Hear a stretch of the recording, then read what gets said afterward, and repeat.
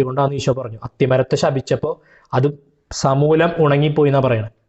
അത് കഴിഞ്ഞ് ഈശോ പറയാണ്, സത്യമായി ഞാൻ നിങ്ങളോട് പറയുന്നു, ഈ മലയോട് ഇവിടെ നിന്ന് മാറി കടലിൽ ചെന്ന് വീഴുക എന്ന് പറയുകയും ഹൃദയത്തിൽ ശങ്കിക്കാതെ താൻ പറയുന്നത് സംഭവിക്കുമെന്ന് വിശ്വസിക്കുകയും ചെയ്താൽ അത് അവന് സാധിച്ചു കിട്ടും.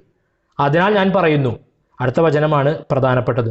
മർക്കോസ് 11:24 എഴുതി വയ്ക്കുക. 11:24-25 എഴുതി വയ്ക്കുക.